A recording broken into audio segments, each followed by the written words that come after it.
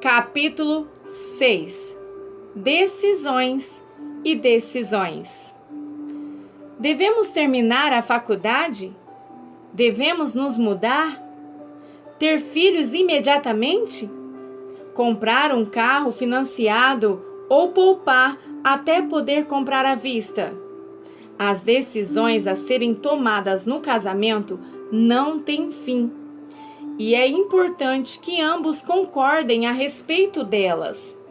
A primeira discussão que tivemos alguns meses depois de casados foi quando meu marido voltou para casa certo dia com uma mesa que comprara por $50, contou uma esposa. Perdi a parada. Parecia uma traição tão grande à confiança. Quer dizer, eu até que gostei da mesa.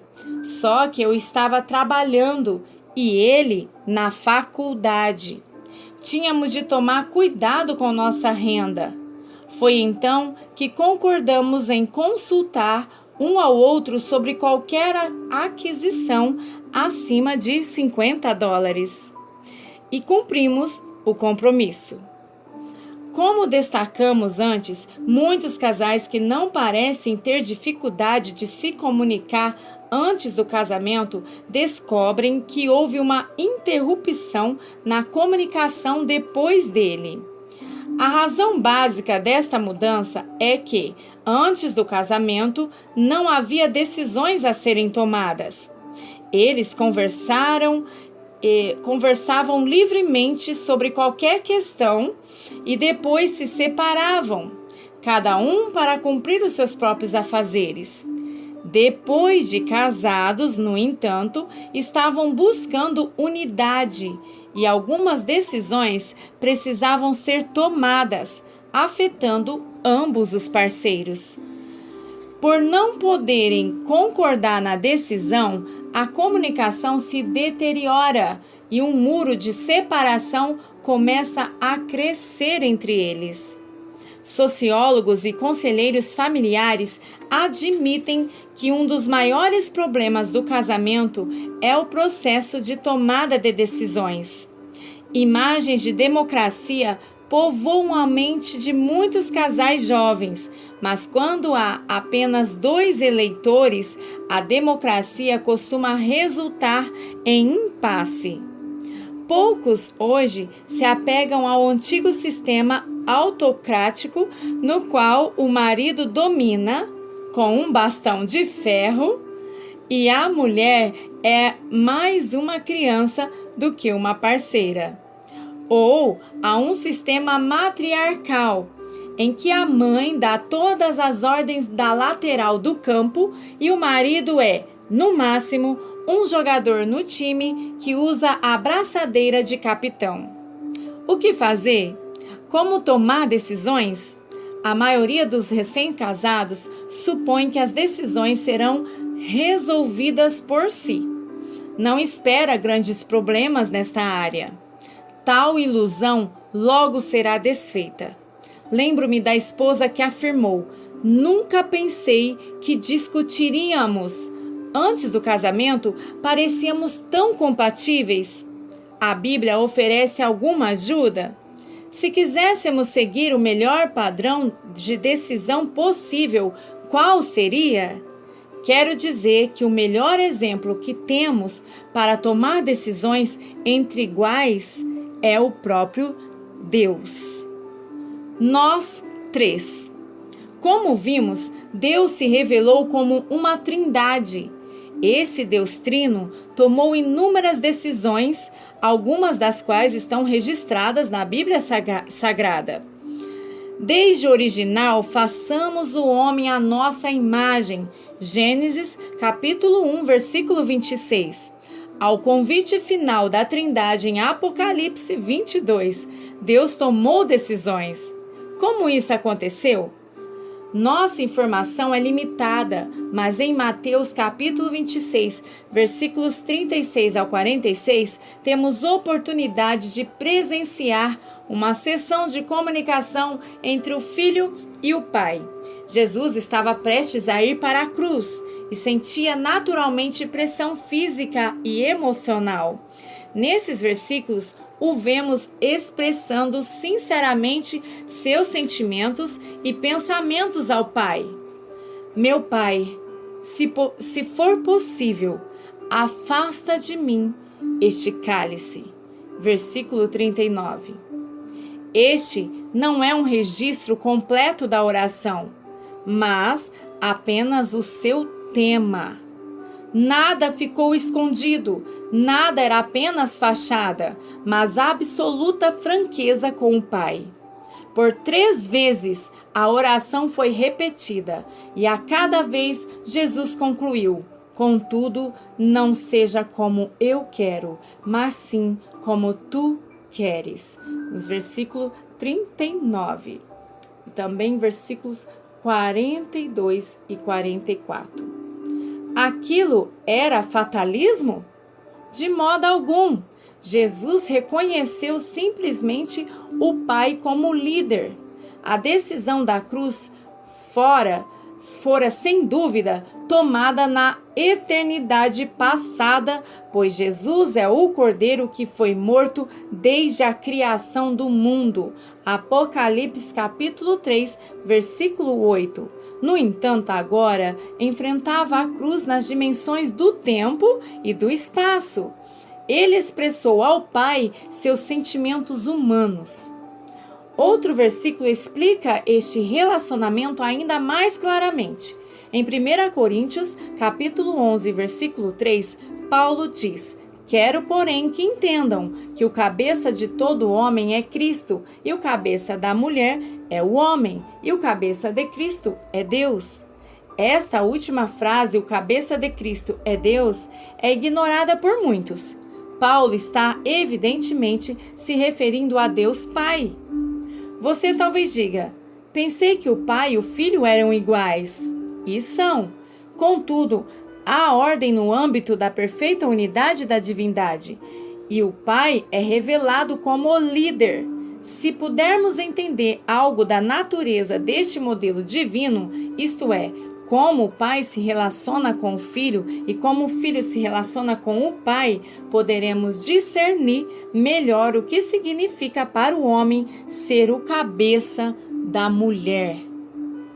Iguais em valor. O Pai tem mais valor do que o Filho? O homem é mais valioso do que a mulher? O Pai é mais inteligente do que o Filho? Os homens são mais inteligentes do que as mulheres? A resposta óbvia a essas perguntas é não.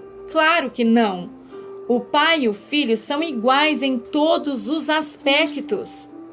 Mas igualdade não significa que não haja distinções. Foi o Filho que morreu na cruz e não o Pai. Homens e mulheres têm o mesmo valor?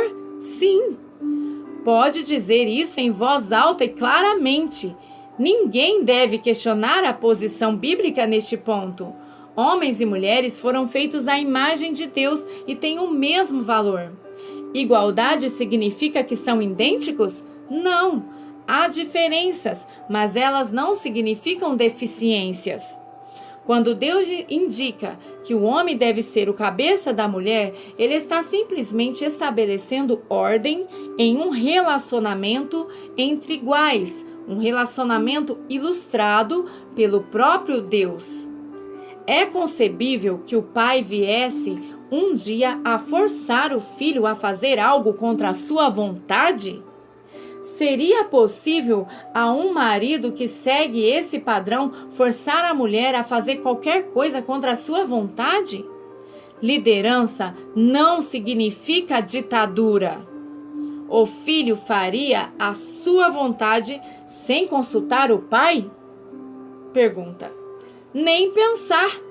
Você diz, uma mulher faria a sua vontade sem consultar o marido? Sei que Deus é perfeito e nós imperfeitos. Portanto, nem sempre fazemos o que sabemos que é certo. Devemos, porém, compreender o padrão para o qual fomos chamados. O conceito bíblico do homem como cabeça do lar tem sido talvez o mais deturpado da Bíblia. Maridos cristãos, cheios de vontade própria, fazem todo tipo de exigências insensatas às suas esposas, alegando: a Bíblia diz. Liderança não significa que o marido tem o direito de tomar todas as decisões e informar a mulher o que está sendo feito. Isso seria impensável se ele examinasse seriamente o modelo de Deus Pai e Deus Filho. Em busca da unidade. Qual é então o padrão bíblico para a tomada de decisões? Vamos tomar como exemplo a conversa que Jesus e o Pai tiveram no Getsêmani pouco antes da crucificação. Meu Pai, se for possível, afasta de mim este cálice. Contudo, não seja como eu quero, mas sim como tu queres. Mateus capítulo 26, versículo 39. O padrão parece ser o da discussão de ideias e sentimentos, expressados com sinceridade e amor, com o marido como líder reconhecido. O objetivo é sempre a unidade em nossas decisões. A Trindade conhece perfeita unidade em cada decisão. Na qualidade de seres imperfeitos, é possível que nem sempre venhamos a atingir o ideal, mas este deve ser sempre o nosso alvo. O que dizer das ocasiões em que cada um apresenta claramente suas ideias e, mesmo assim, não é possível concordar sobre um curso de ação? Sugiro que a decisão, caso possa esperar, e a maioria delas pode, seja protelada. Enquanto estão esperando, você e seu cônjuge devem orar e buscar novas informações que possam lançar luz sobre a situação. Uma semana depois, discutam novamente e vejam em que ponto se encontram. Por quanto tempo devemos esperar? Tanto quanto puderem, for necessário. Em minha opinião, o marido só deve tomar uma decisão sem acordo mútuo naquelas raras ocasiões em que houver urgência total. Há poucas decisões desse tipo a serem tomadas na vida. Quase tudo pode esperar. A unidade é mais importante do que a pressa. Mas, se eu não comprar hoje, a liquidação acaba. Uma pechincha às custas da unidade com seu parceiro pode custar um preço muito alto. Nas ocasiões em que a decisão precisa ser tomada com urgência e ainda não há acordo entre os parceiros, creio que o marido tem a responsabilidade de tomar a decisão que julgue melhor. Ele deve também aceitar completa responsabilidade por essa decisão. Neste ponto, a mulher pode ter de enfrentar o desafio da submissão, mas deve sentir também a segurança de um marido responsável que tomará decisões quando necessário. Em tais decisões, a mulher não precisa se sentir responsável pela escolha do marido. Por outro lado, ela também não deve se esforçar pelo fracasso. Se o tempo revelar que a decisão não foi boa, a mulher não deve jamais ceder à tentação de dizer: eu falei para você, se tivesse escutado, isto não teria acontecido. Quando o homem está triste, não precisa de ninguém para pisá-lo ainda mais, mas de um braço amoroso e da doce segurança de que a esposa está ao seu lado e que as coisas vão acabar se acertando. Erramos, mas estamos juntos e vamos vencer. Estas são as palavras da mulher sábia. Assim como Deus Pai está sempre cuidando dos interesses de Deus Filho, o marido deve cuidar dos interesses da esposa. O cônjuge, com esta mentalidade, jamais tomará deliberadamente decisões prejudiciais. Pelo contrário, procurará saber sobre como a decisão afetará a esposa e buscará agir de modo a melhorar a vida dela, assim como o seu relacionamento. Josh era um marido que aprendera a tomar decisões com base no amor que sentia pela esposa. Quero contar-lhe sobre a decisão mais difícil de minha vida e também uma das melhores que já tomei, disse ele durante um intervalo em um seminário sobre casamento que eu estava ministrando na cidade de Washington. Ele explicou que servira ao exército durante 15 anos e passou a sentir desejo de iniciar um negócio como civil. Conversou com a esposa a respeito e ela sugeriu que Josh pensasse melhor sobre como seria o estilo de vida deles se fizesse o que pretendia. Assim, entrei em contato com um homem que tocava um negócio similar e passei um dia falando com ele sobre sua trajetória profissional. Descobri que, nos primeiros anos, quase perdera a esposa por causa do tempo e da energia que a empresa exigia. Imaginei que aquilo nunca aconteceria comigo por causa do meu compromisso com Candice. Discuti tudo isso mais tarde com minha mulher. Com o tempo, eu percebi que ela se sentia cada vez mais inquieta com a ideia de deixar o exército. Faltavam 5 anos até minha aposentadoria e Candice gostava bastante do estilo de vida militar que também fora bom para nossos filhos.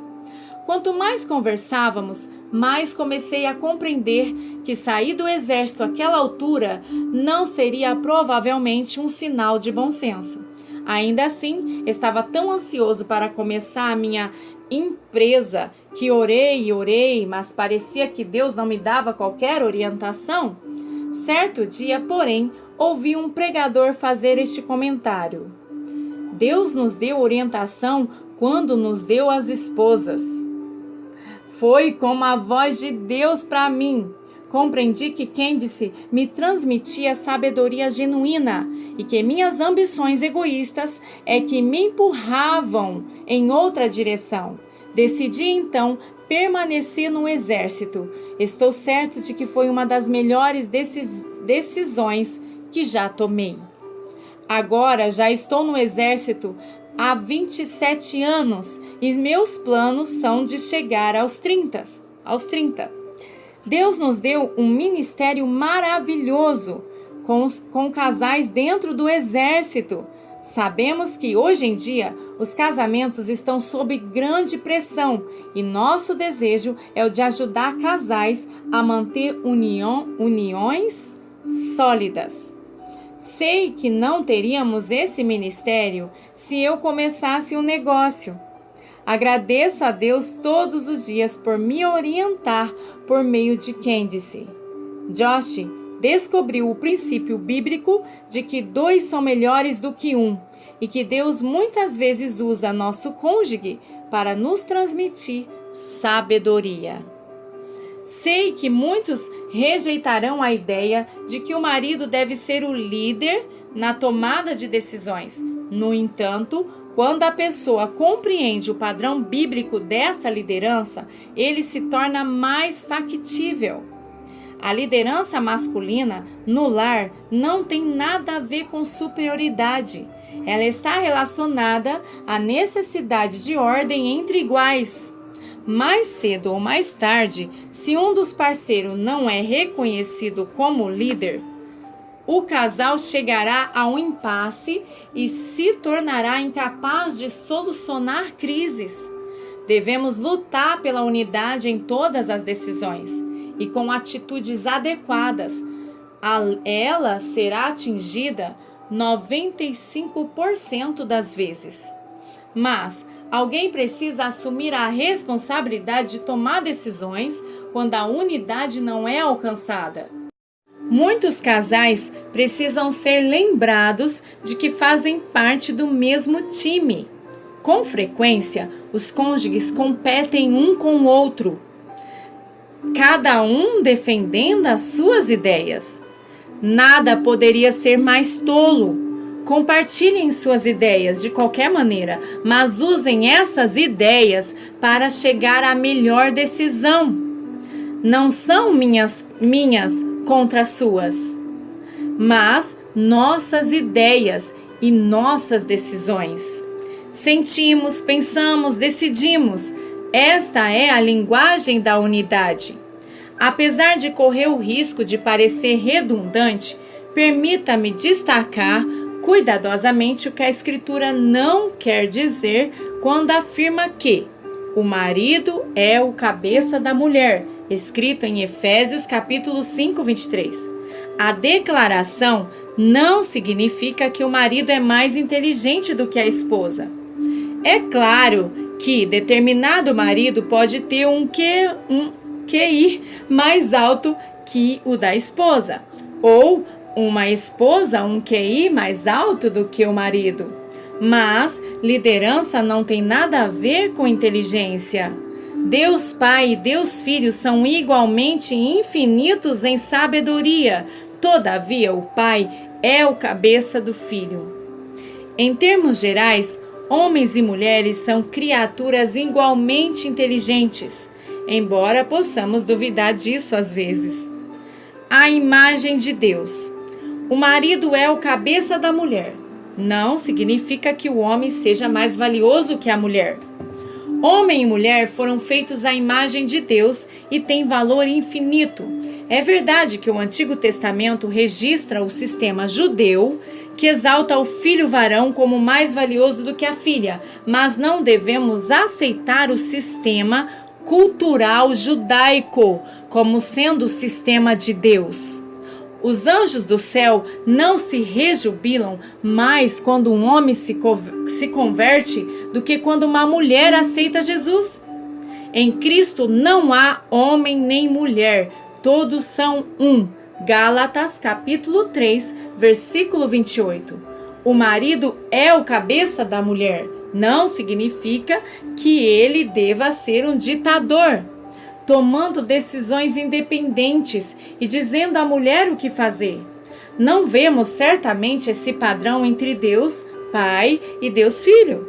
É impensável que Deus Pai tomasse uma decisão e depois chamasse o Filho para informá-lo a respeito.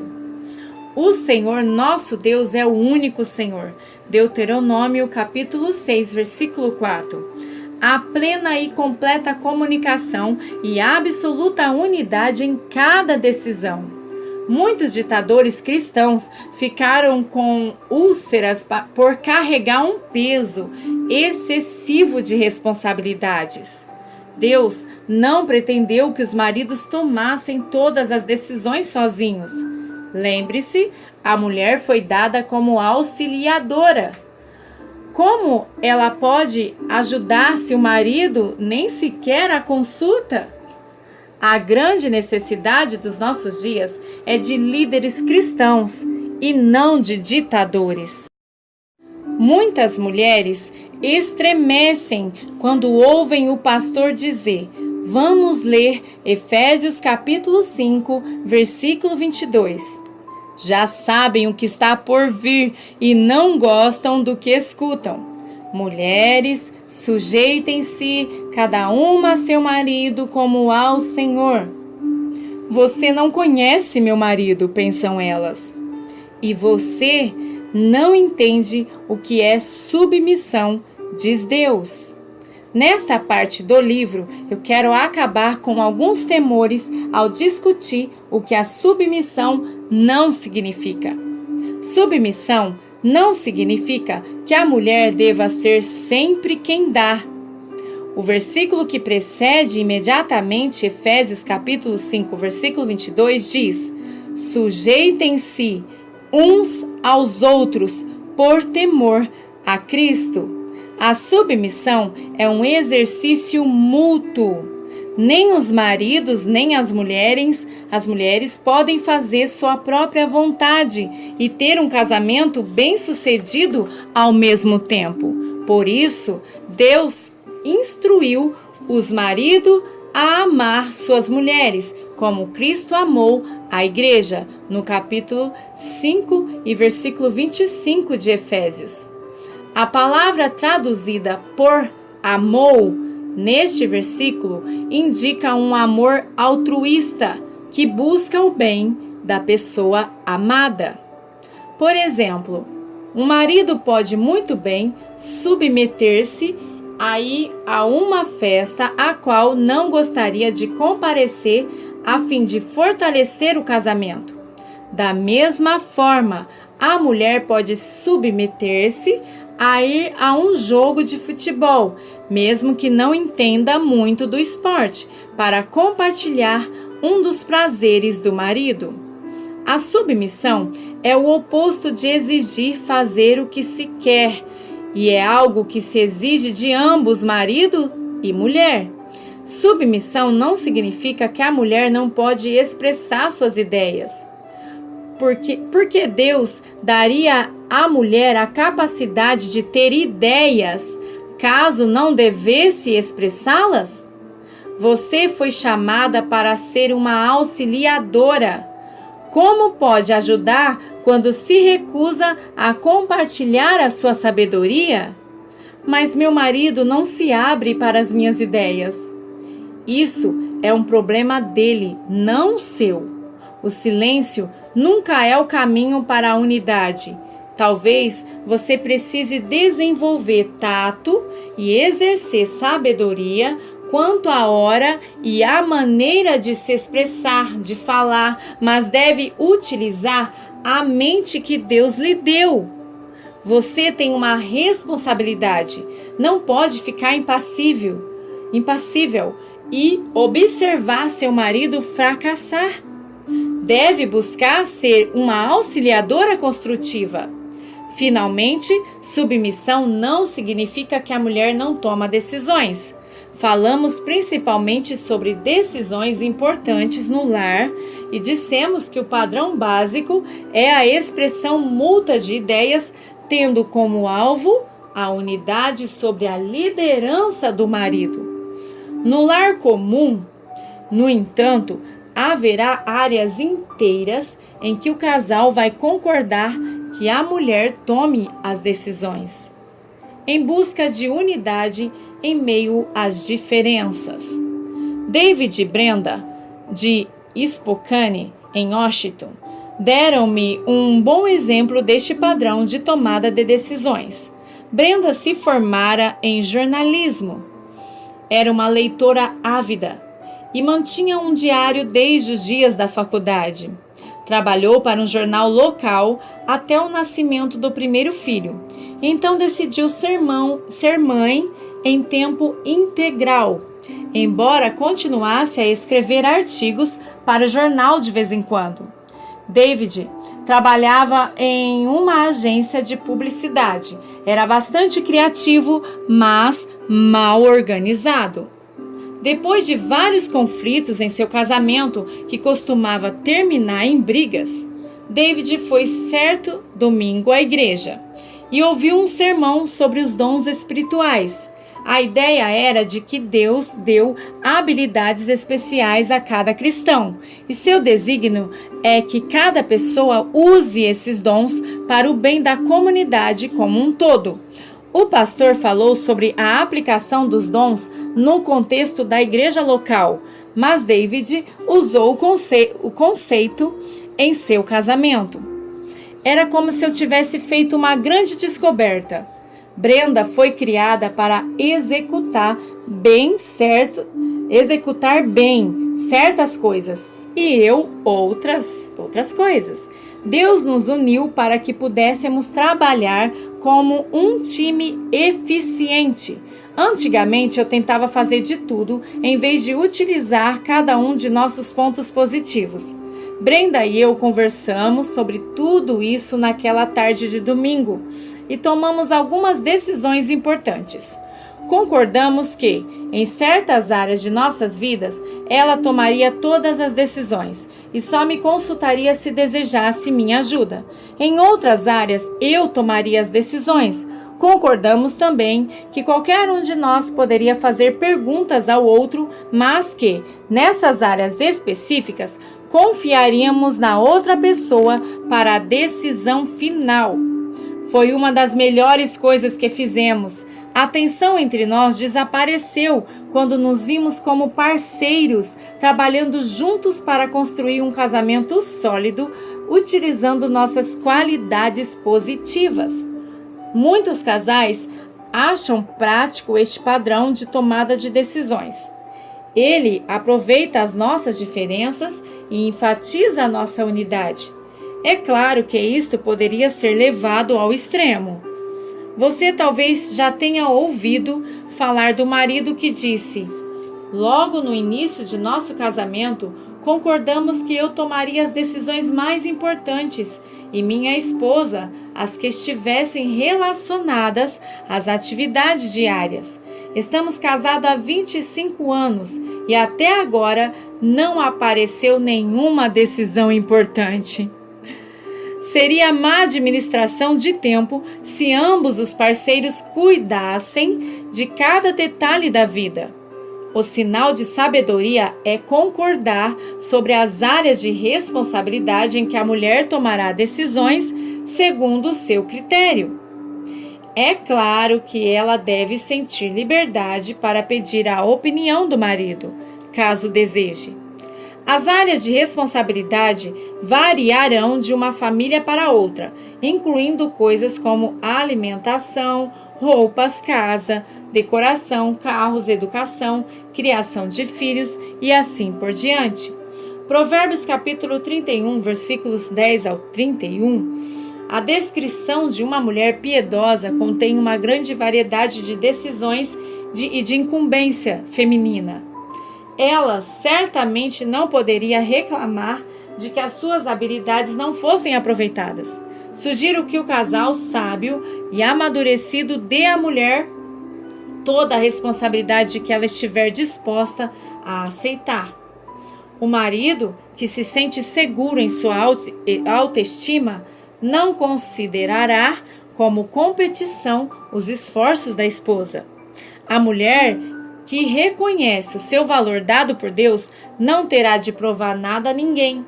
O marido e a esposa que trabalham em equipe, cada um encorajando o outro a alcançar seu máximo potencial para Deus, ficarão assim satisfeitos com os resultados. Para encerrar, para resumir a história, estou sugerindo o seguinte: se um casal concorda em seguir um padrão para a tomada de decisões, muitas batalhas podem ser evitadas. O padrão bíblico que estou propondo é a expressão mútua e completa de ideias e sentimentos relativos às questões que se apresentam, buscando chegar a uma decisão unânime sobre a qual os dois concordam que seja a melhor. Quando tal consenso não pode ser alcançado, esperem e procurem nova orientação. Discutam o assunto outra vez mais tarde e busquem unidade. Se de fato não chegarem a essa unidade, a decisão deva ser tomada imediatamente, então o marido deve fazer o que julga melhor e aceitar a responsabilidade. A mulher deve admitir sua divergência de opinião, mas expressar sua disposição de trabalhar com o marido e aceitar a sua liderança. Essa atitude promoverá a unidade de coração, que é muito mais importante do que qualquer questão particular. Agora é com você.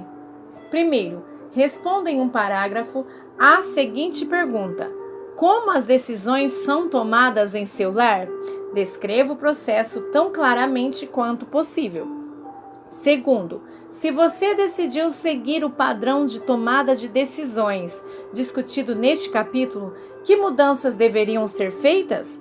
Faça uma lista dessas mudanças. Terceiro, peça a seu cônjuge que leia o capítulo e responda as duas perguntas acima.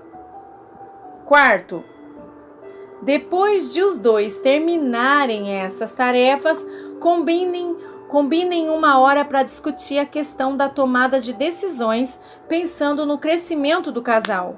As perguntas seguintes podem servir para guiar a sua discussão. Primeira pergunta: você concorda que a unidade entre marido e mulher é nosso alvo no que se refere à tomada de decisões? Segunda pergunta: qual tem sido o nosso problema para chegar à unidade nas decisões? Terceira pergunta: o que precisamos mudar a fim de superar este problema? E concordamos em qual dos dois devem tomar decisões nas raras ocasiões de urgência, mesmo que não haja unidade de opinião? E o quinto agora, leia Filipenses capítulo 2, versículo 2 ao 4. Quais as diretrizes que esta passagem sugere no que diz respeito às decisões a serem tomadas no lar? Amém.